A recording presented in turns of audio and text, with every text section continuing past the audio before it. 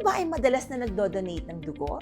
Nako, good for you dahil malaki po ang pakinabang ng pagdodonate ng dugo sa ating kalusugan. Nako, bukod dyan, ano pa kaya ang kailangan nating malaman para po ikaw ay makapag-donate ng dugo? Ano nga ba ang mga ito, mga kasambahay? Nako, panoorin po natin ito.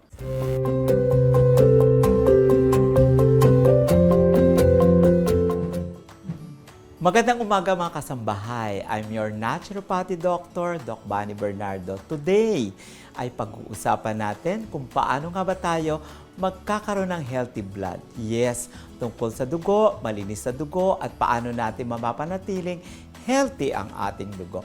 Karamihan sa atin ay ini-encourage siyempre mag-donate ng dugo. At hindi natin alam, merong benepisyo ang pagdodonate ng dugo. Maliban din sa siyempre nakakapagdugtong ng buhay, pero sa isang nagdodonate ng dugo ay maraming benepisyo ito. Number one, naiiwasan ang pagkakaroon ng mga cardiopulmonary diseases at bubababa yung problema natin sa mga cholesterol, bubababa yung ating mga blood pressure, at nagkakaroon ng pagpanatili na hindi malapot yung ating dugo. Maliban doon, yung excess iron, yes, yung iron na sobra sa ating katawan ay masama rin naman kasi pwede itong lumason ng sarili nating dugo. Kaya yung pag nagdo-donate tayo ng dugo, nare-reduce, na-maintain, na-purify yung iron na kailangan na ng ating katawan. Maging yung ating pong mga weight management. Kung gusto nyo magbawas ng timbang at sobra na tayo sa ating timbang, aba, ano pa bang ginagawa ninyo? Kailangan kayo mag-donate ng dugo kung kayo lamang ay healthy at pwede natin gawin at kailangan at maganda ang ating dugo. Bakit hindi natin gawin? Para ito ay isang napakagandang way na makapag-donate tayo ng dugo.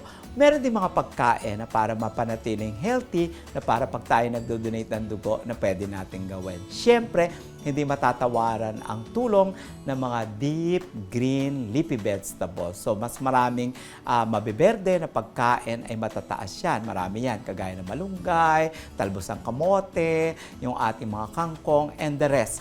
Even yung mga cereals, yes. Yung cereals po ay nakakatulong para tayo ay gumanda ang mga dugo kasi marami yung mga minerals, even the fibers. Yung mga fruits, lalo na po yung citrus, kaya akala natin yung citrus ay nagpapababa ng dugo. Ginagawa niyang malas malabnaw, mas purify, mas cleanse yung ating dugo para healthy, lalo na po sa ating blood oxygen at para tuloy-tuloy yung maintain yung ating blood flow from the heart, from the brain at sa ating mga parte ng ating katawan. At hindi natin matatawaran, syempre kasabay niya yung ating po mga ginagawa sa pang-araw-araw. Simple, natural at pwede natin gawin araw-araw kagaya ng pag-exercise. Libre ang ehersisyo. Pumili kayo kung ano pong gusto ninyo na pwedeng exercise. Pwede po kayo mag-jogging, pwedeng walking, pwede kayo mag-zumba, or pwede mag-gym.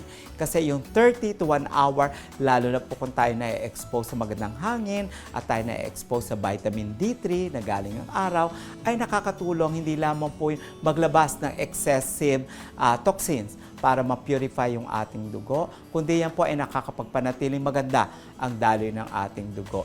Yung tulog, libre din yan. Napaka-importante kasi dapat tayo nakakagawa ng 6 hanggang 8 oras po na tulog para po mag-produce uli yung mga bone marrow natin na magagandang red blood cells, white blood cells para sa immunity, maging yung plasma at yung pong pH ng ating dugo ay nagagawa during factory pag tayo po ay natutulog. And of course, kasabay nun, yung pong ating emotions, hindi natin alam, maging yung pong ating personal emotion, yung pong ating nararamdaman, ay nakakatulong. So, iiwasan natin, syempre, yung ma-stress, magalit, magtanim ng galit, o yung mga bagay na mga negative emotions kasi ito po ay pwede magpalapot, pwede magpahina ng ating blood oxygen sa katawan. Kasabay nun, syempre, kailangan yung temperance o kung maiiwasan natin yung mga vices, yung paninigarilyo, yung alcohol, lalo na ay nagbibigay ng lason. Ito po yung mga lason sa ating dugo. And then kasabay nun, syempre yung ating araw-araw na ginagawa na pagkain ng tama at yung ating pong mga moderation na may expose tayo dun sa mga free radicals ay makakatulong para manatiling healthy ang ating dugo. Pag healthy ang ating dugo, healthy po ang ating katawan, maganda ang ating pananaw, makakatulong tayo at makakapagdugtong ng buhay. We hope na maging kabuluhan sa inyo ang ating talakayan ngayon. And for more natural tips, stay tuned dahil natural is beautiful only here at Naturally Yours.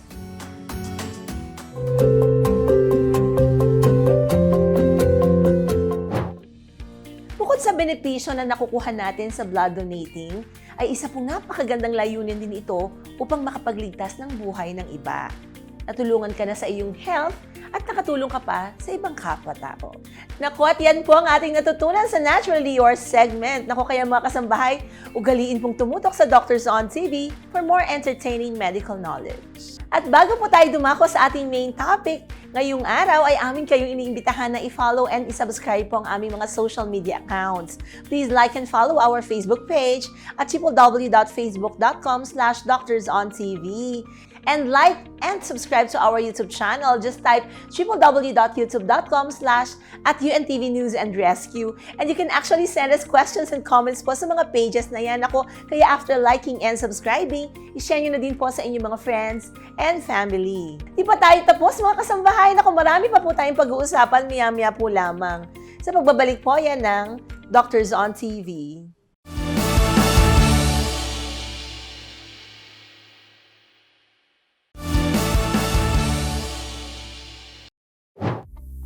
Welcome back mga kasambahay! Naku, ngayong araw ay pag-uusapan po natin ang tungkol sa childhood leukemia. Today, we invited an esteemed pediatric hematologist. We are honored to have her share her insights and knowledge with us. Without further ado, let us welcome Dr. Joliza Patricia Canieva, a pediatric hematologist from Makati Medical Center. Good morning, Dr. Joliza, or should I call you Dr. Jolie or Doc Jolie? And welcome to Doctors on TV. Hello, good morning. Good morning, Doc Sarah. Good morning sa mga kasambahay. Yes, naku, Doktora, thank you very much at pinaunlakan niyo po dito at marami tayong matutulungan sa ating episode na ito, no? Siyempre, Doc, para mas maintindihan po ng ating mga viewers, maaari niyo po bang ipaliwanag sa kanila ano nga ba ang leukemia? Okay, so ang leukemia, sakit yon sa blood and bone marrow. So para maintindihan natin yon, ang leukemia is the most common cancer sa bata. So ang mga datos sa US, estimated na about 3,000 diagnosed leukemia each year. Sa Pilipinas, we don't have a good registry, but per estimate, it's about 1,000 to 1,500 newly diagnosed leukemia in the children. So, ang leukemia ay sakit sa blood and bone marrow. So, para maintindihan natin ang leukemia, isipin natin ang bone marrow. So, mayroong problema sa bone marrow. Ang bone marrow, siya yung parang factory sa katawan. So, when we say factory, gumagawa yung katawan natin ng mga blood-forming cells. So, ang bone marrow, doon galing yung hematopoietic stem cells. So, pag sinabing stem cells, yun yung mga batang blood cells. Yung mga bata, nagmamature, nagiging mature blood cells, nagiging mature red blood cells, white blood cells, and platelets. Sa leukemia, hindi sila nagiging mature. Nagsistay sila into immature cells or what we call blast.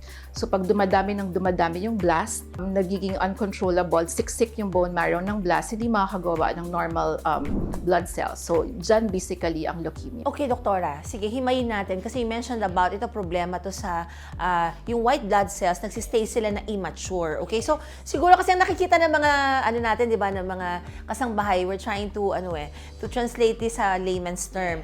So, di ba, ang dugo natin, nakikita natin pula. Pero sa ilalim ng microscope, di ba, pag sinilip yan, may white blood cells, meron, yun yung sa immune system, Doktora, di ba? Tapos yung red blood cells, yun yung pula, okay? Yes. Usually, pag narinig natin anemia, ito yun yung sa pula, yung mga pulang blood cells. And then we also have yung platelets, yung parang sa pagdudugo, o kaya pag yung nakarinig tayo sa dengue, pag bumababa, di ba? Baba na yung platelet. Pero dito sa leukemia, yung puti lang, yung white blood cells ang problema natin. Dito sa leukemia, yung white blood cells only. Yes. Okay, so syempre, dahil ang function, ano nga bang function ng white blood cells? I mean, generally speaking, sa immune system, but can you elaborate on that? Kasi feeling ko, Doktora, di ba, mas maintindihan ng ating mga kasangbahay kung kunyari, alam nila, ito pala yung function ng mga mature white blood cells. Eh sa leukemia, di ba, Doktora, hindi nagmamature. So, Immature ano po sila. yung naaapektuhan pagka ganyang nangyari, hindi nag-transform into mature ones? So maganda yung sinabi mo kanina. So himayin muna natin anong laman ng dugo. So red blood cells, katulad ng sinabi mo, yun yung pag nakikita natin mga hemoglobin up, kulang ka sa red blood cells, maputla ka, anemic ka. So, ang red blood cells, basically, yun yung nagdadala ng oxygen sa katawan. Ang platelet, katulad ng sinabi mo sa dugo, dengue, pag mababa, dumudugo. Kasi para matandaan natin, platelet, sila yung first line para silang band-aid. So pag may sugat, tatapalan nila, unang pantapal. Ang white blood cell, sila yung mga sundalo. Sundalo, in a sense na ang linalabanan nila, mga impeksyon. When we look at a result ng CBC, marami tayong nakikita. So parang whole percentage ng white blood cell, tapos may differentials pa yan, iba-ibang klase ng white blood cell. So each of the white blood cell has a specific function para labanan yung impeksyon. At dapat, para labanan nila yung impeksyon, mature sila. Okay. So, yun nga, no? So, na-discuss na natin yung doktora. Now, okay, since you mentioned about complete blood count or CBC, ano nga yung mga cells po na nakikita natin dun sa, sa diff count, differential count, yung iba't ibang klase? And then, ano ba yung mga significance ito pag ito mataas or mababa? Ano pong ibig sabihin? Sige, so para mas maintindihan ng mga tao, kasi ang commonly blood test na nakikita nila ay CBC, complete blood count. So, nandyan yung hemoglobin, red blood cells yon, platelet, yung platelet count. Tapos may WBC, whole blood cell count. So usually ang range nun, 5 to 10, pag sa matatanda. Sa bata, iba-iba per age group eh. Pero ang differential count, normally, ang nakikita natin, mga mature white blood cell. So yun yung the myeloid series, yung segmenters, neutrophils, eosinophils, basophils, monocyte, tapos may lymphocyte. Babalik ako dun sa bone marrow lang ha. So yung bone marrow, di ba gumagawa siya ng stem cells? Yeah. So itong stem cells na yon, nagdi-differentiate yan into two types of cells. So meron tayong myeloid stem cells na nagiging red blood cell, platelet, and mga granulocyte, neutrophils, monocyte. Tapos meron tayong lymphoid stem cell. Ang lymphoid stem cell nagiging lymphocyte. So ang lymphocyte may tatlong klase. T lymphocyte, B lymphocyte, saka natural killer cells. So yung mga lymphocytes specifically, gusto kong magtagal doon kasi yun yung pinaka-common sa bata, acute lymphoblastic leukemia. So sa bone marrow, nagsisimula siya as lymphoblast, BB, mga BB lymphocells. Tapos nagmamature into lymphocyte. Yun yung nakikita natin sa CBC na. CBC. So dapat lymphocyte yung nakikita natin. Kasi important ang lymphocyte dahil essential siya to form antibodies. So T and B lymphocyte forms antibodies. The antibodies will protect us from infection, viruses. Yung sa myeloid series naman, nagiging mga mature sila, nagiging neutrophils. Neutrophils, importante for bacterial infection. Okay. Kaya pag nag-CBC tayo, ang taas ng WBC mo, ang taas ng neutrophil. Ibig sabihin, linalabanan ng katawan mo yung bacterial infection. Pero sa leukemia nga, hindi sila nagmamature. So parang they can't do the necessary function to fight off infection. Ibig sabihin, kahit anong klase ng lymphocytes, hindi sila Hindi sila nagmamature. So I can just imagine kung gaano kawawa ang isang individual kung wala silang depensa. Yes. So, Wala silang panglaban. And usually, doktora, kamusta yung pasyente? Ano yung unang presentation pagka nakita nyo or pag unang dating pa lang ng pasyente, paano kayo nagkaka-idea na mukhang chances are ito yung problema nito? baka may leukemia siya, parang gano'n ang problema.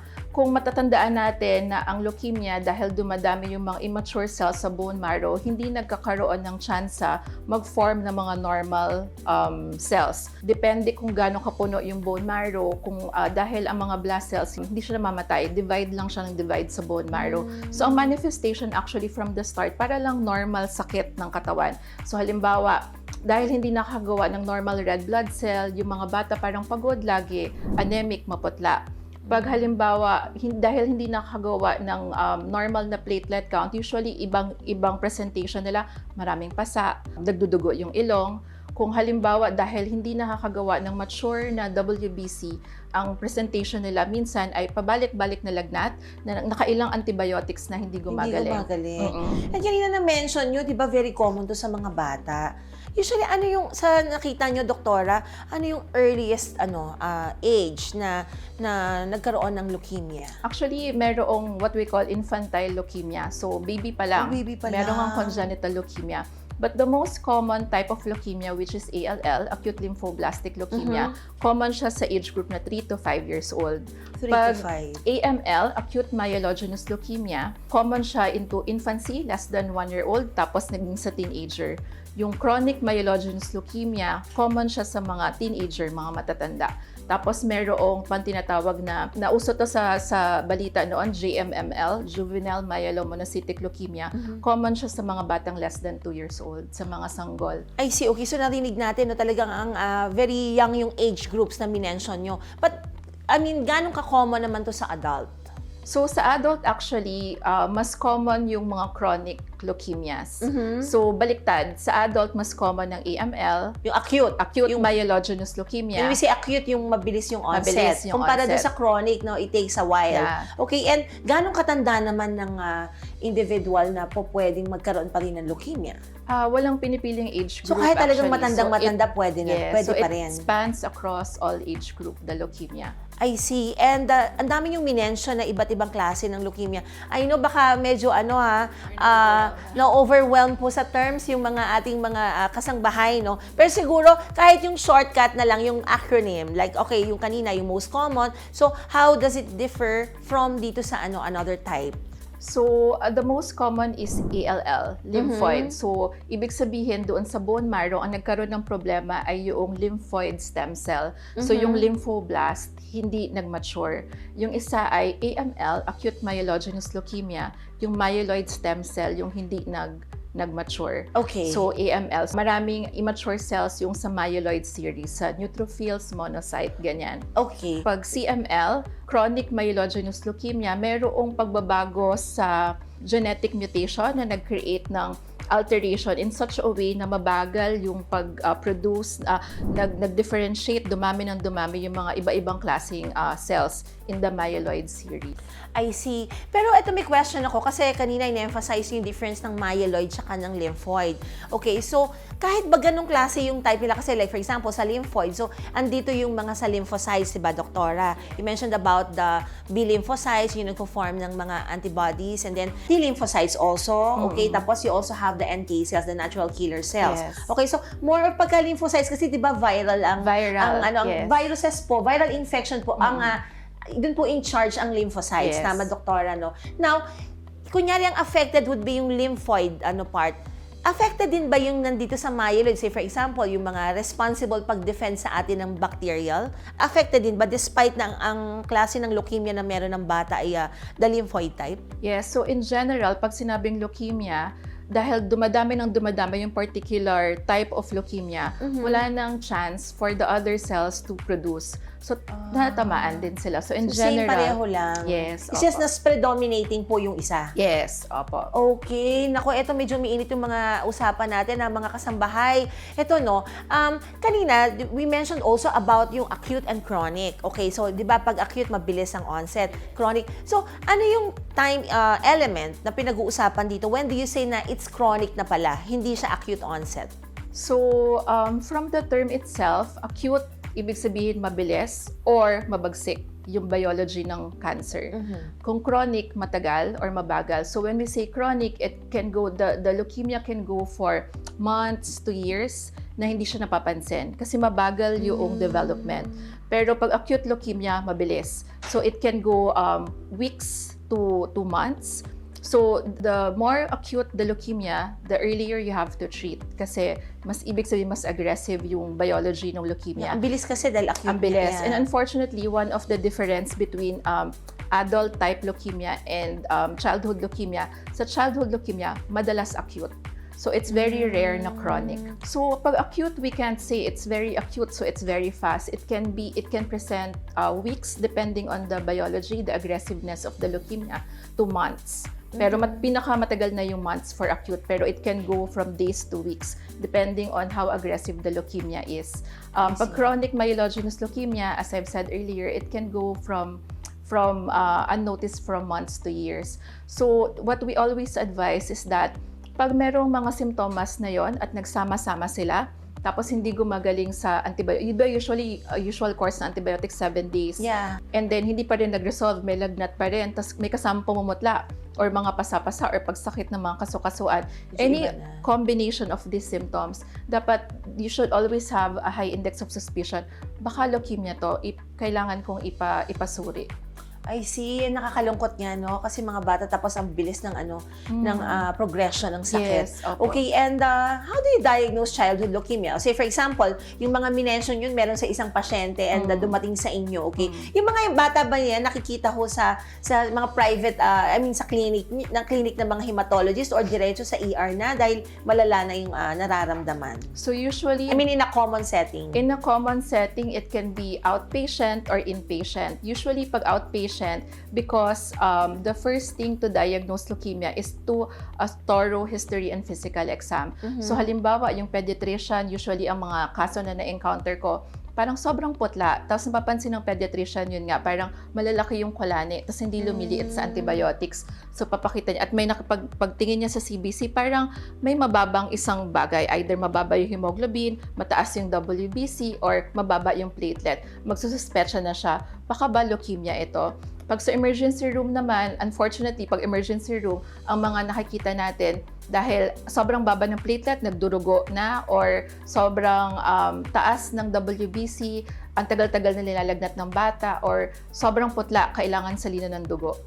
I see. Okay. So, yun, blood test, Blood basically. test, opo. And then, apart from blood test, what other tests do you require? So, after the blood test, once we have the suspicion na, oh, this one looks like a leukemia based on the CBC, and then we look at the microscope to see if there are parang atypical looking cells.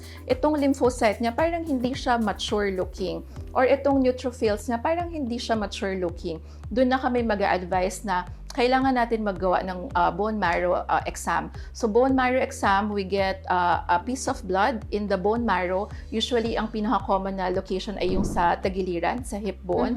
And then we aspirate and then we get a small sample of the bone. So that, in a way, we know what is going on in your bone marrow. Ano ba yung laman ng bone marrow mo at ganyan yung symptoms mo. I see. Doktora, ito lang no, para sa kaalaman ng ating mga viewers, no? Kasi di ba yung iba natatakot magpa-aspirate ng bone marrow? Sabi nyo dito sa mitagiliran, paano po ginagawa yung procedure? Nakakatakot ba? Ano yung mga risk factors po na kakaharapin ng pasyente kapag ginawa po yun? Bone marrow aspiration is a very minor procedure naman. So, of course, before we do the procedure, we really explain to the parents and then the child, especially if adolescent, na okay, itong magiging preparation, tulog namin gagawin, hindi namin gagawin na gising, because as much as possible, we don't want you to feel pain. And then we put a large bore needle, parang karayong pag nagdo-donate ng dugo, nakapag-donate Gauge ka. 18. Mga Okay, so ganun, medyo apa. malaki ng kaunti. Medyo malaki ng Pero may kaunti. anesthesia to, doktora. May anesthesia, So dapat apa. huwag matakot kasi mas importante na ma-diagnose ng Yes, gusto. Okay, and ganong kadami kinukuha nyo? Ilang ml? So usually about mga 5 ml. So after we get a small sample to look at the morphology, what the blood cell looked like, and then afterwards we send for an exam to really differentiate ano bang klase itong leukemia. ALL, lymphoid ba o myeloid?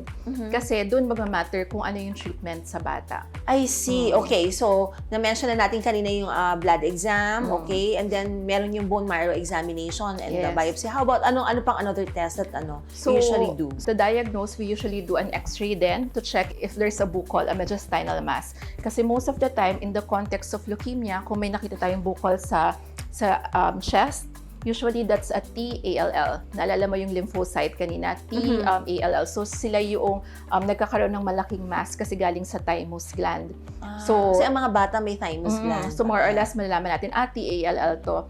Second, we do a lot of mga chemistries kasi sa leukemia, nagbe-breakdown ng mga DNA, so tumataas yung uric acid, LDH, so yun yung mga tinitingnan natin. And once na-diagnose na, so sa bone marrow lumabas na ALL siya, we do a CSF analysis, yung cerebrospinal fluid analysis through lumbar puncture. So sa likod to, di ba, doktora? So medyo yun ang kinakatakutan din ng iba. Kung mas natatakot dito sa bone marrow aspiration, mas natatakot sa likod. Okay, so paki-explain ano yung procedure na yan, doktora? So ang lumbar tap or CSF analysis, papasok tayo ng napakanipis na karayom, and then kukuha ng sample ng CSF fluid o yung dugo sa spine. Titingnan natin kasi ang leukemia pwedeng kumalat sa brain and spinal cord. So we need to see baseline kung meron siyang leukemia cell. So like the BMA, we do it in a setting that tulog yung bata or may anesthesia. Kung halimbawa mas matanda na ayaw matulog, may anesthesia doon sa area naman. I see. Okay. And, Doktora, parang pag inisip mo na kung mukhang ang daming dadaanan ng batang may leukemia, no? Ano ba yung mga tinitingnan ng mga factors? Okay, bakit, ano yung cause, okay, or causes why a child, okay, develops leukemia?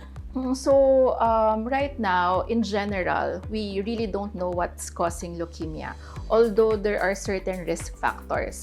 So, but it doesn't mean that you have a risk factor, magkakaroon ka na agad-agad. So, but it makes you at higher risk than the general population. So, like for example, exposure to radiation, high dose of radiation prenatally in the context of childhood leukemia.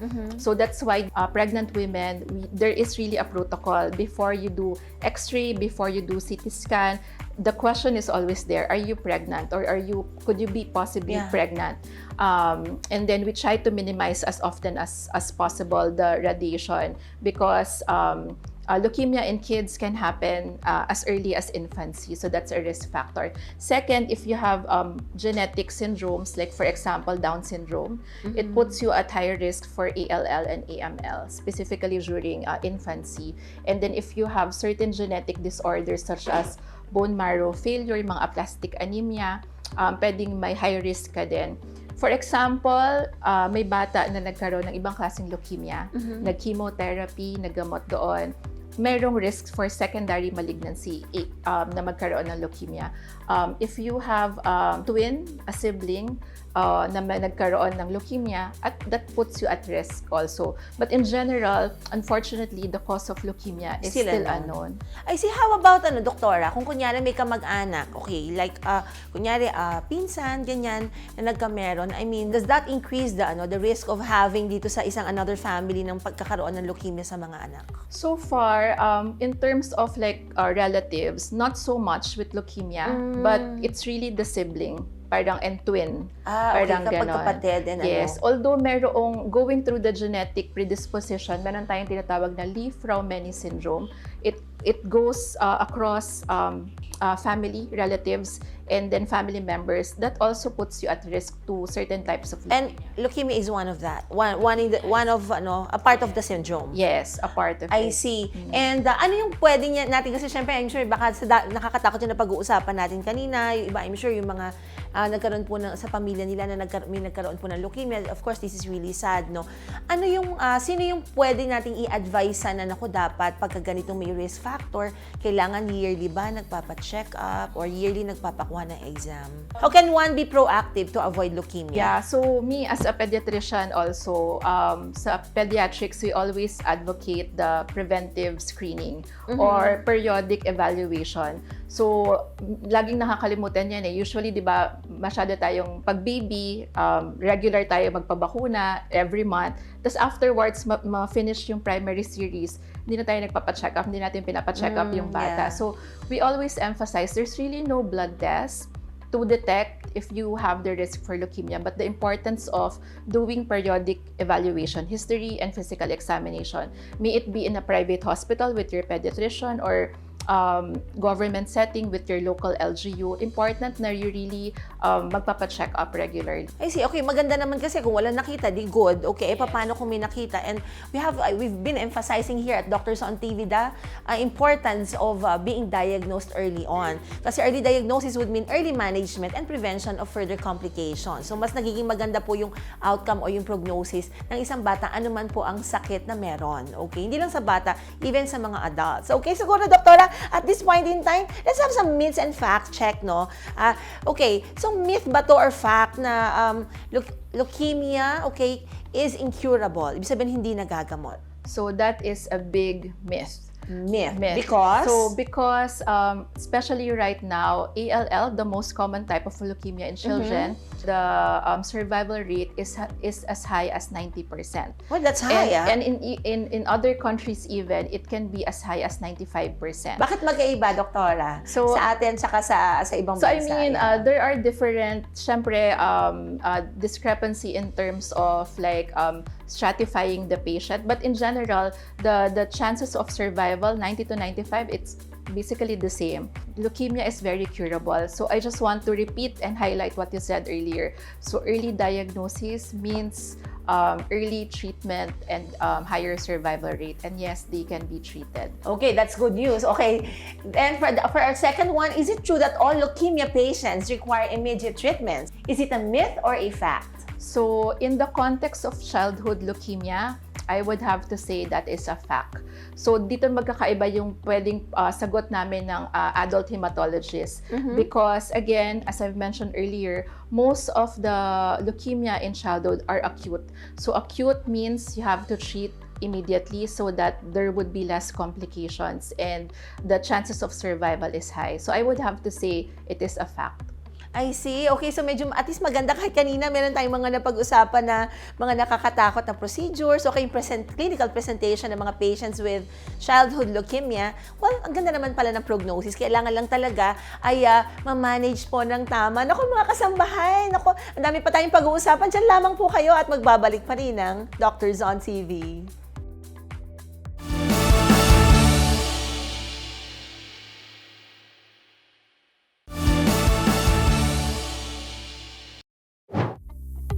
Nagbabalik pa rin ang Doctors on TV. Naku, at para pa rin po sa pagpapatuloy ng ating talakayan, still here with us is Dr. Joliza Patricia Canieva, a pediatric hematologist from Makati Medical Center. Naku, ito Doc Jolie, no? Kanina nga po napag-usapan na natin yung mga sintomas, yung mga sanhi po, at kung paano po siya dinadiagnose. Ngayon naman po ay pag-uusapan natin yung treatment options. Okay, so ito ba kayang ma-prevent po sa childhood ng leukemia?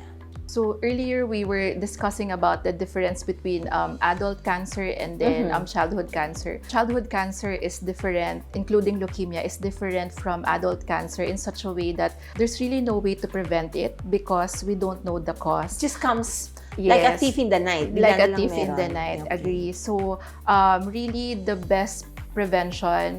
So what we advocate, what us hematologists, oncologists advocate for pediatric cancer is for early diagnosis. So since we can't prevent, early seeking behavior sa doctors is very essential for childhood cancer, particularly leukemia. I see. And are there phases in treating leukemia, Doktora? So in general, both in ALL, AML, CML, so there are different phases. But I think before I go through the phases, pag-usapan ko muna yung mga risk stratification.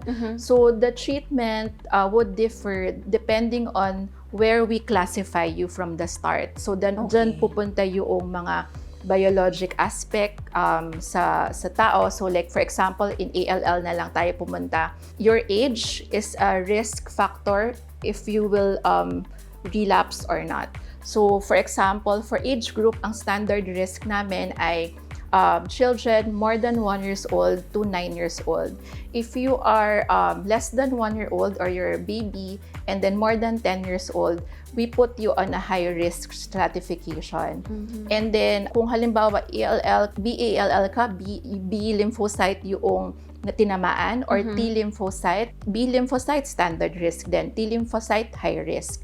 And then, di ba, kung kaya kami kumukuha ng CSF fluid. Yeah. Kasi if you have leukemia cells up front, that puts you in higher risk stratification. So, magmamatter dyan kung ano yung treatment protocol na ibibigay. So, mag-iiba siya depende kung ano yung risk. Kung kunyari nasa high risk ka or yung standard. Yes. So, Okay. kung the lower the risk, standard risk ka, the phases of treatment, the protocol would be less intensive. And then, the higher the risk, mas intensive yung treatment mo. So, very important na from the start, ma-evaluate natin lahat. I see. Feeling ko baka mamaya siguro maisip magkaroon ng tanong sa mind ng ilan sa ating mga viewers. Hindi ba, Doktora, paano kunyari medyo parang mas mild ba ibibigay dun sa anak ko na treatment? Hindi ba pag mas intensive kahit na mild yung sakit niya, parang baka mas gumaling siya? Kaya natin tinitailor yan kung ano yung in general the phases of treatment are the same. So we have induction phase, consolidation phase, and then maintenance phase. Pag sinabi mong induction phase, ang goal natin ay really hit hard hit hard the bone marrow, remove all cancer cells in the bone marrow. After induction phase, usually it lasts for a month. And then we call you remission marrow or remission ka na. Ibig sabihin, natanggal natin lahat ng leukemia mo. During that induction phase. During that Pero induction doktora, phase. 1 month of how many visits dun sa isang buwan na yun? It would depend on the type of leukemia. Usually, Like for magkakaiba. example, for ALL, those are multiple drugs, repeated administration of multiple drugs for a month. Dire-diretso. 1 month daily. 1 month daily, may iniinom daily, or every week merong binibigay through IV, mga ganyan. Pag okay. AML, it's because the biology of AML is much more aggressive. So it's really like 7 days of very, very, very intensive chemotherapy. And then we let your marrow recover for 2 weeks or 3 weeks, and then we give you another chemotherapy. And then CML, maybe we'll get into that later.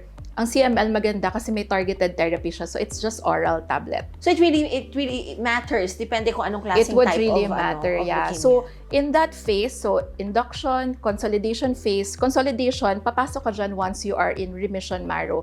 So the goal of consolidation phase is to remove all leukemia elsewhere in the body and potentially doong pinagkakapitan ng leukemia like the blood-brain barrier. So intensive yung marami tayong chemo na binibigay through the spinal cord, maraming mga high-dose chemotherapy para talagang malinis sa buong katawan.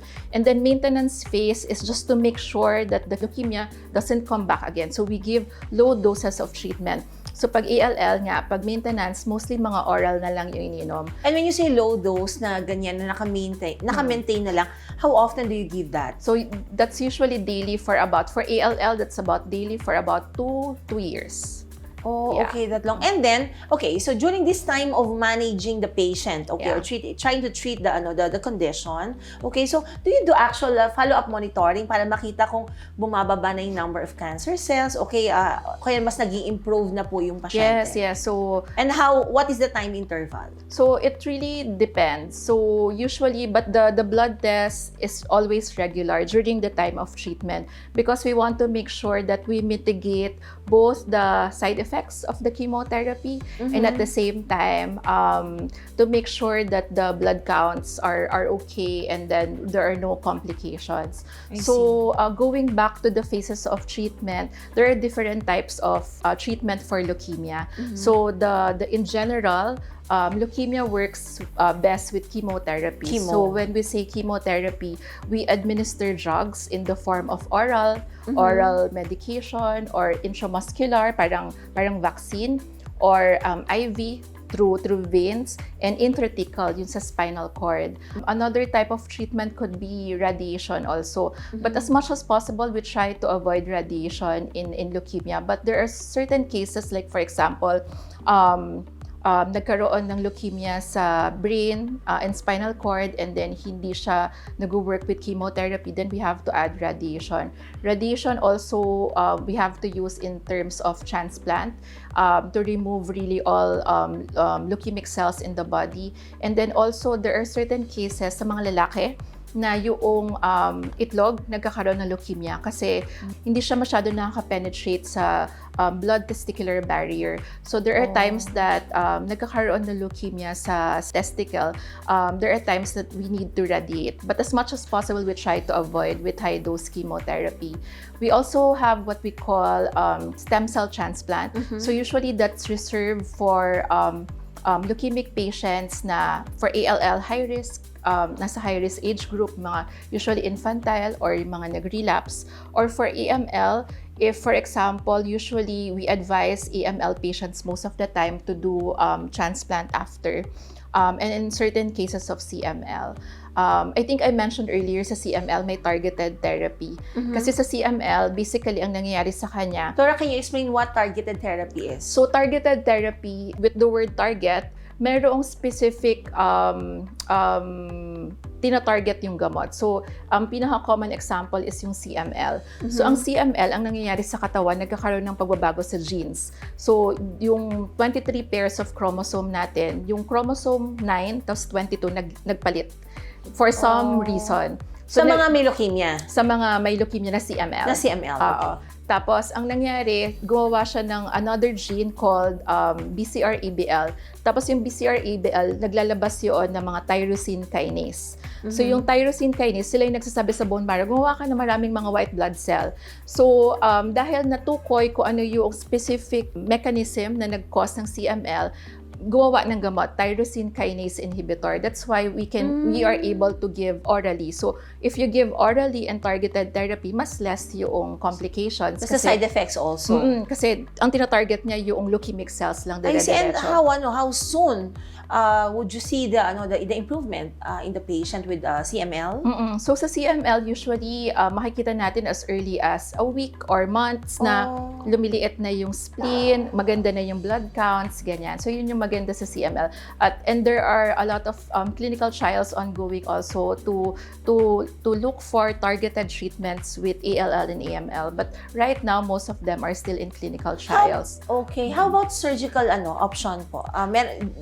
Nagiging option din ba ang surgery sa leukemia, and kailan po if so? So dahil ang leukemia ay sakit ng blood and bone marrow, and it's all over, and it's very chemosensitive.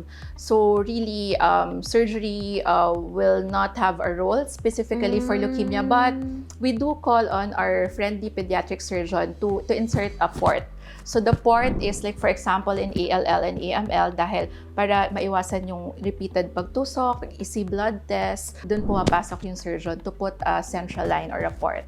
I see. And so na-mention na natin yung about sa chemotherapy. We also mentioned about radiation therapy, yung targeted therapy, and yung surgery, medyo wala siyang role here sa childhood leukemia. Unless yung may mga support na measures na kailangan, like insertion of port. Okay, how about, alam ko doktora, kasi pareho tayo na sa Western medicine, but I'd like to ask this, kasi nakita din naman natin yung importance of alternative or complementary medicine during the time itong nagkaroon ng pandemic, di ba? Okay, so ito bang practice na to has a role also in treating childhood leukemia, or kahit supportive man lang? In terms of treatment, alternative medicine unfortunately does not have a role yet, but complementary medicine in terms of supportive care, like for example, upbuilding your nutrition, blood product transfusion, complementary in terms of giving prophylactic antibiotics or treatment, has a very important role with leukemia in general. So we have to balance giving chemotherapy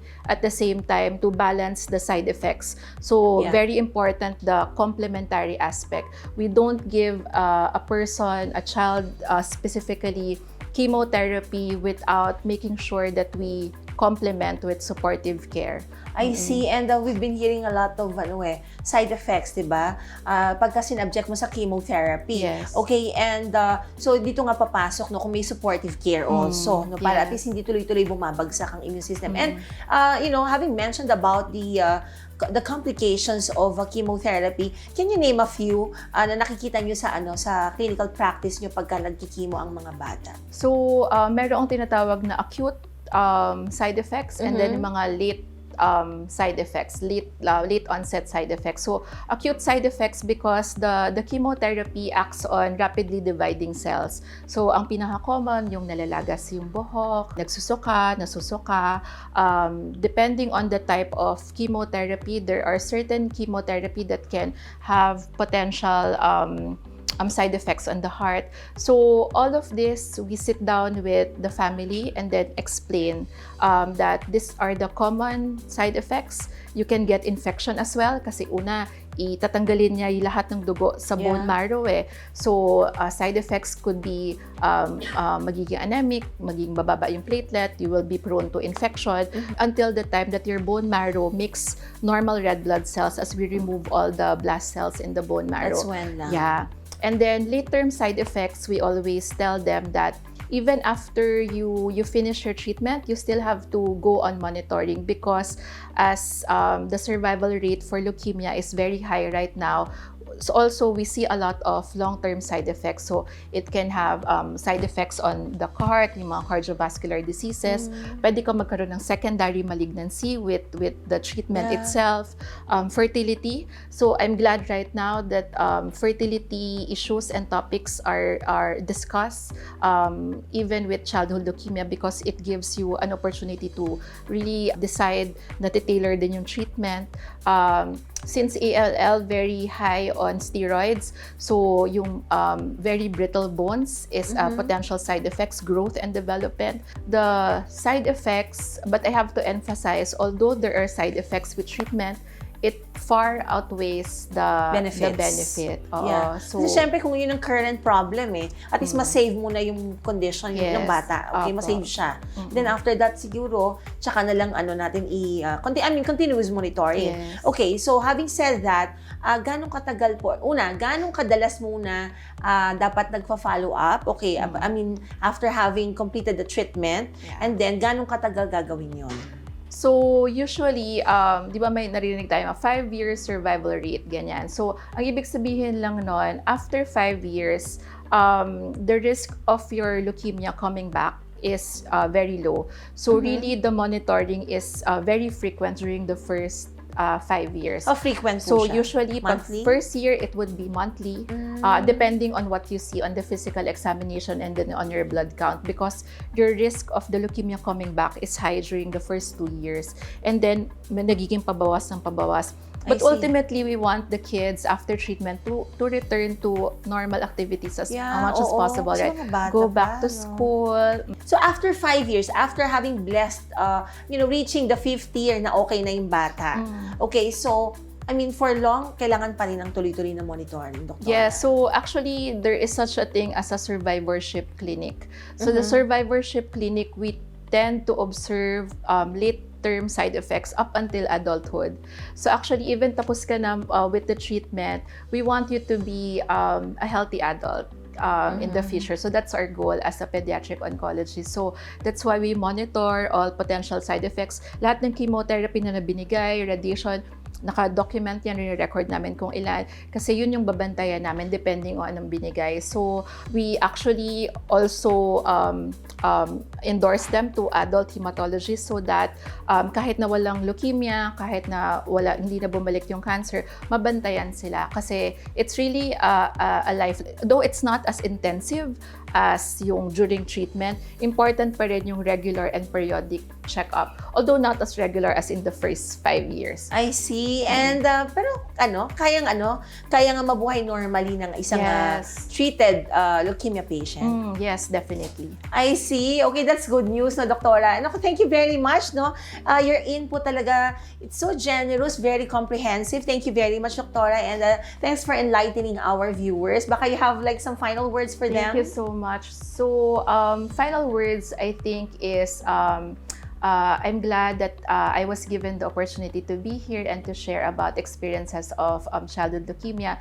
So really, the best way to improve the survival rate of leukemia is through early diagnosis. And if you feel that you have the symptoms that we talked about earlier, don't forget to consult with your pediatrician. I see. And baka may gusto kong batiin, Doktora, or you might want to invite them to visit you here at Makati Medical Center. Hello everyone. So, Makati Medical Center is a comprehensive and multi-division in pediatrics. So, if you would like to have yourself checked and to seek a pediatrician, or if you have concerns in terms of blood or blood condition, please visit us in Makati Med.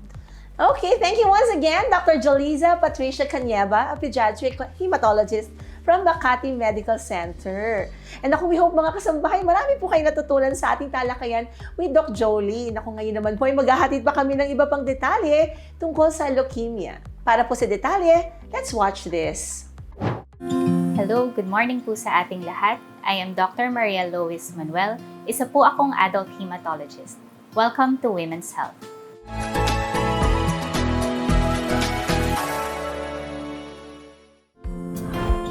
Some women may develop anemia during pregnancy. Kaya kung ikaw ay nagbabalak na magbuntis, mabuting malaman mo ang lahat tungkol dito. Ang anemia nga ba ay konektado sa leukemia? So ngayon malalaman po natin lahat tungkol sa anemia during pregnancy. So ano nga po ba ang anemia? Ang anemia po ay ang pagbaba ng pulang dugo. Sa dugo po natin, meron tayong tatlong klase ng blood cells. Ang red blood cells, white blood cells, at platelets. So ang anemia, tinutukoy po nito ang pagbaba ng red blood cells. Ayon sa World Health Organization, ang anemia sa kababaihan ay hemoglobin level na less than 120. Hemoglobin po, nakikita natin yan sa ating complete blood count. Marami pong klase ng anemia. Ang pinaka-common at very prevalent sa Pilipinas ay ang iron deficiency anemia. So katulad nga ng sinasabi ng pangalan, ang iron deficiency anemia ay kakulangan sa iron. Very prone po ang mga babae sa iron deficiency dahil buwan-buwan po tayong nagre-regla. So sa ating menstruation, pwede pong nauubos or nababawasan ang ating iron content sa katawan. Very common question din po sa aming mga pasyente kung merong koneksyon ang anemia at leukemia. So sila pong dalawa ay magkaibang sakit. Ang anemia ay mababang pula ng dugo. Ang leukemia naman ay sakit sa white blood cells. So kapag mayroong leukemia, mataas at abnormal ang white blood cells. Pwede rin po siyang may kasamang anemia, yung pagbaba po ng pulang dugo, pati rin po ng pagbaba ng platelets. Pero again, magkaibang sakit po sila, kaya magkaiba rin po ang gamutan. During pregnancy, maaari din pong magkaroon ng anemia, yung pagbaba ng pulang dugo. Kaya very important ang mga prenatal check-ups. Kasama po ang complete blood count sa pinakaunang check-up ng lahat po ng buntis na babae. Doon po natin malalaman kung meron pong pagbaba ng dugo. Pag makita pong mababa yung pulang dugo natin, tsaka po i-work up kung ano po ang dahilan ng kanyang anemia. Also very common sa pregnant at kahit po sa non-pregnant females is still iron deficiency anemia. So kung hindi po kayang magpa-test for iron levels, nagbibigay na din po ng iron supplementation. Pangalawa, kahit po hindi kulang sa iron, ang pregnant patients, kailangan pa rin pong nagtitake ng iron supplementation. Kasi ang pregnancy, dagdag na stress po yan sa katawan, kaya kailangan din po natin ng dagdag na nutrisyon. Yung pong iron na tinitake ni mommy, pareho po yung para sa kanya at para kay baby. Ang signs and symptoms o yung mga nararamdaman po ng pasyente kapag anemic, pareho naman po siya whether buntis or hindi. Kapag very mild ang anemia, maaari actually na wala pong nararamdaman ng mga pasyente. Pero kapag nagiging moderate or severe na po ang anemia, nagsiset in na po yung mga sintomas. Madaling mahilo, madaling mapagod, madaling hingalin. Kapag may nararamdaman na pong ganon, very important na magpatingin na po sa inyong espesyalista. For pregnant patients, pinaka-common na dahilan pa rin ng anemia ang iron deficiency. Tulad na nabanggit ko po kanina, kapag monthly po tayong nagre-regla, pwede pong nababawasan yung iron. So by the time na mag-pregnant po tayo, talagang mababa na po siya. Kapag dumagdag pa po yung iron na pangangailangan ni baby, mas madali po talaga siyang mauubos. Kaya sa pregnant patients, very important ang iron supplementation. Pag sinabi po nating anemia, basta po mababa ang hemoglobin. So kapag non-pregnant females, hemoglobin na mas mababa po sa 120. Kapag pregnant patients, hemoglobin na mas mababa sa 110 during the first and third trimesters or below 105 during the second trimester. So basta may CBC po na mababa ang hemoglobin, that's already anemia. Pero ang mas importante po, bukod sa pag-identify ng anemia, ay yung suriin natin kung ano yung dahilan ng anemia.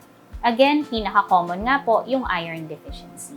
So kapag meron kang anemia na hindi po ina-address during pregnancy, maaari pong magkaroon ng preterm delivery, at risk din po ang pregnant patient na magkaroon ng pagtaas ng blood pressure at other complications of pregnancy.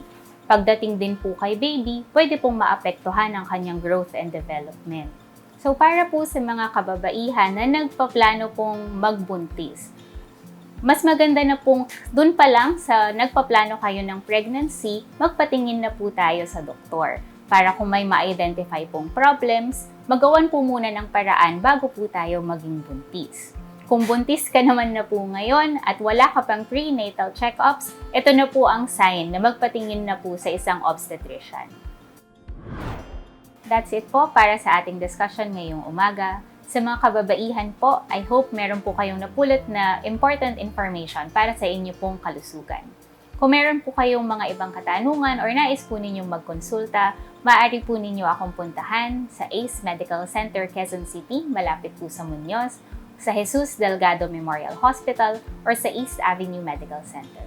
Muli, ako po si Dr. Mariel Lois Manuel, isang hematologist. Parati po nating tatandaan, lalo na sa ating kababaihan, that our health matters. Magandang umaga po sa ating lahat.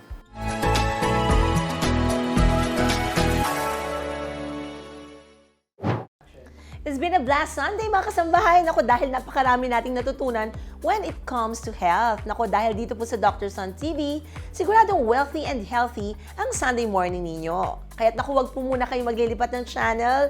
Magbabalik pa rin ng Doctors on TV.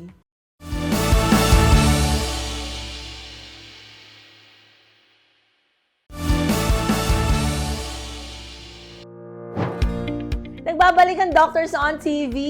Mga kasangbahay, naku, bago po tayo magtapos, ay nais pa naming magbahagi ng kwento ng isang bata who is battling with leukemia. Panoorin po natin ang nakakaantig na istorya ni Baby Kali.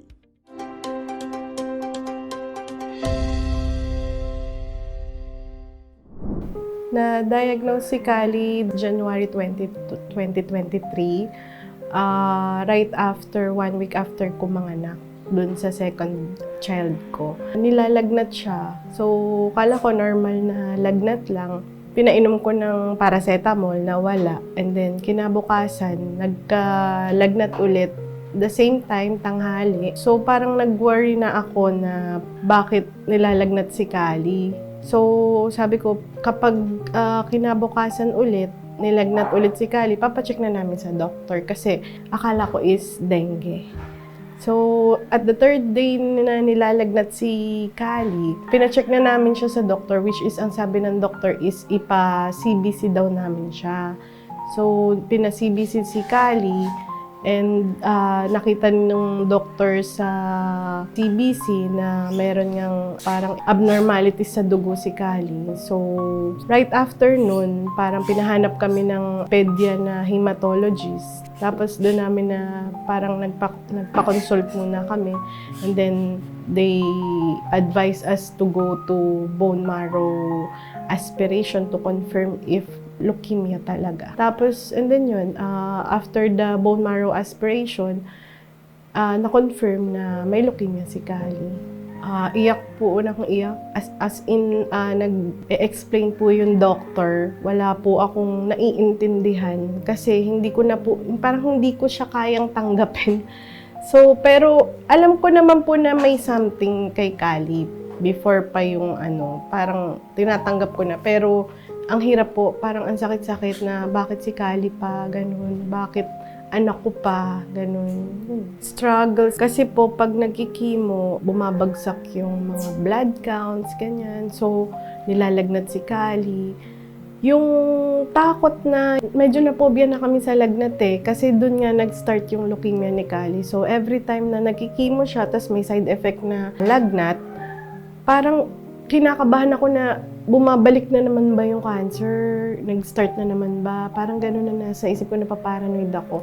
Tapos, pagbagsak ng mga dugo, nung una, nung sinabihan na isasalinan, takot na takot kami kasi nga, syempre, first time namin. So, yun, kapag bumababa yung platelets, yung struggle din namin is, pag bumagsak yung platelets niya, ang dami niyang pasa. So, parang as a parent, parang mag-worry ka na, okay lang ba yung anak ko? Ano bang nangyayari sa anak ko? Sa time ng treatment niya, actually, smooth naman siya as si Kali. Kasi, siya disciplined siya na bata. So, hindi kami nahirapan na painumin ng gamot, hindi nahirapan sa kanyang saksakan ng injection. Kasi parang nasanay na siya, binibigay na niya yung kamay niya na, Kali, mag-start na ha. iiyak siya, pero hindi siya yung type na magwawala na para tusukan, ganun. Ako kasi, ma'am, as a mother po, once na mayroon problema sa mga anak ko, hindi ko siya sinasantabi na, ay wala, lagnat laki lang yan, like that. Ang gusto ko, ipacheck agad sila kasi syempre sa panahon ngayon, iba na di ba? Parang pag nilagnat sila, may something, punta agad ako sa pedya, ganun, naghihingi agad ako ng advice, anong gagawin kay Kali. Pag may nararamdaman yung anak natin, magpa-check na tayo agad. Parang huwag tayong mag-self-medicate. Para kung if ever na malala, maagapan, magamot agad. Masasabi ko po ngayon, sobrang ibang-iba po ng Kali noon at saka ngayon. Kasi before po, sobrang nanghihina siya, sobrang pag after chemo, nag-iiba na po yung mood, ganyan. Ngayon po, since maintenance chemo na siya, yung mga gamot niya is more on oral chemo na hindi na ganun kabigat, mas maganda na yung mood niya. Tapos parang nabubuhay na siya ngayon as normal na bata. Nakakalabas na kami, nakakapaglaro na siya, pero with a mask. Si Kali kasi talagang siya, jolly kid. Talaga siya, komedyante, ganyan. So, kapag nakikita ko siya, masarap sa pakiramdam kasi wala siyang nararamdaman Pero once na si Kali, uminda na, Mami, ouchie ganito. Parang kinakabahan ako, paranoid na po talaga. Meron na pong takot sa akin na baka ganito, ganyan. Pero as long as nakikita ko si Kali na masaya, bibo, ganyan, wala akong parang wala akong iniisip, hindi ko iniisip na meron siyang cancer.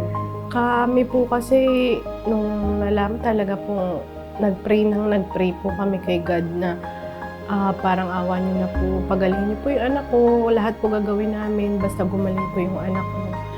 Si God lang po talaga yung kinapitan namin. At saka, nakinig lang din po kami sa doktor niya kasi alam ko po sa amin, doktor lang niya yung may alam kung paano siya pagalingin. So, syempre, hindi kami kailangan mag-self-medicate. Susundin natin yung doktor. Para sa mga may sakit na katulad kay Kali or sa mga mami na mayroong anak na may sakit, huwag silang panghinaan ng loob kasi with the right treatment and faith in God, I know na gagaling yung mga anak natin.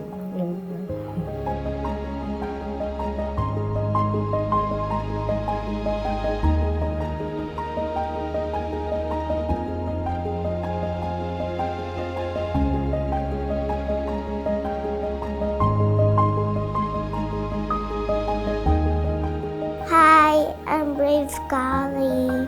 Be brave and don't be scared so we can fix ourselves now.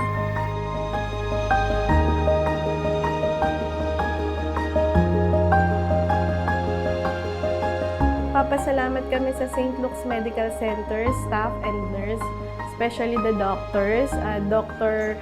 Alan Robert Racho, Doktora Lara Aranyas, Doktora Zairil Nocum. Maraming salamat po sa inyo kasi kung hindi dahil sa inyo, hindi po magiging ganito kasigla ulit yung anak ko.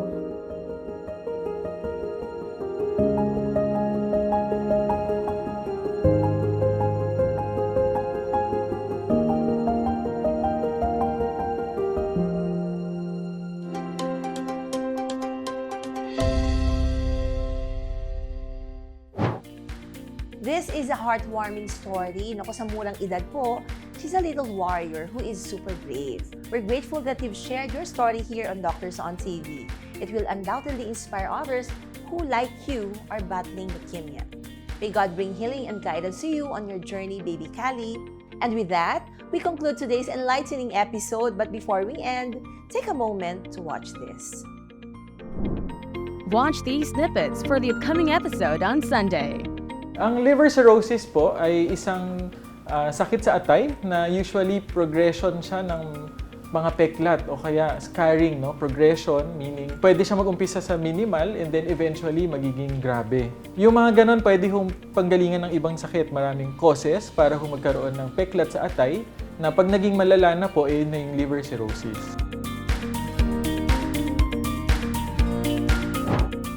At yan po, mga kasambahay, ang aabangan natin sa susunod na linggo. And as we wrap up today's episode, we'd like to extend our gratitude to all our viewers for their continued support. And I would like to greet BMPI's General Manager, Mr. J. Eusebio. And syempre po, ang ating Kuya Daniel Razon na wala pong sawang sumusuporta sa mga public service. May God always protect you and grant you a healthy life. And syempre, binabati ko yung aking kambal, si Iyo, si Iya, and hi kay EJ also, and kay Doc Alain. And syempre, nanay and tatay, I miss and love you both. And ang ating mga pasyente sa Barba Cabudil Health and Wellness Center, maraming salamat po sa inyo. At sa ating mga kasangbahay, maraming salamat po sa patuloy ninyong pagtangkilik sa Doctors on TV. And please like and follow my Facebook page. Just type on Facebook search box, Dr. Sara Barba Cabudil. We hope you found this discussion informative, empowering, and inspiring. Remember to follow us on social media for updates. Don't forget to tune in next time, God willing. Muli po, maraming salamat po sa inyong lahat. Ito po si Dr. Sara Barba Cabudil. Let's make it a habit to learn about good health. Only here at Doctors on TV. We would like to thank Makati Medical Center, a hospital with a heart. Located at Amarsal Street, Legazpi Village, Makati City. You may contact them at 632-8888-8999. Like and follow their Facebook page at I Am Makati Med, or you can visit their website at www.makatimed.net.ph. Makati Med Wellness Center, located at 7th floor, Ayala North Exchange Tower 1, Legazpi Village, Makati City. We would like to thank Adlaon Optical, located at ground floor Super 8 Warehouse Poblacion, Baliwag, Bulacan, 0922-878-5911, and second floor Aliw Complex, MacArthur Highway, Calvario, Meycauayan City, Bulacan, 0922-861-2095. Asian Breast Center is a premier healthcare facility dedicated to breast health and wellness. It specializes in breast cancer diagnostics, treatments, and disease management, offering state-of-the-art technologies in treatment guided by American standards and guidelines. Visit their Facebook page at facebook.com/Asian Breast Center PH. The Asian Breast Center is located at the 8th floor of Centuria Medical Makati, located in Kalayaan Avenue, corner Salamanca Street, Barangay Poblacion, Makati City. The center is open Monday to Friday from 9 a.m. to 4 p.m., except holidays. To get the best level of care, you can book an appointment by calling their mobile number at 0917-127-3278 or send inquiries through email ask.abc@asianbreastcenter.com. Breast cancer is curable and treatments are affordable when detected and diagnosed early. Lindison Gas Corporation, located at 179 National Road, Landayan, San Pedro, Laguna, 4023. For inquiries, you may contact them at 02-8824-0867 or 02-824-9360, or you can email them at lgsalesco@gmail.com. Clinica Figura, located at Entrata Building, Philinvest, Alabang. You may contact them at 0917-317-7272. Barba Cabudil Health and Wellness Center, located at Unit 1531, Centuria Medical Makati, Century City, Makati.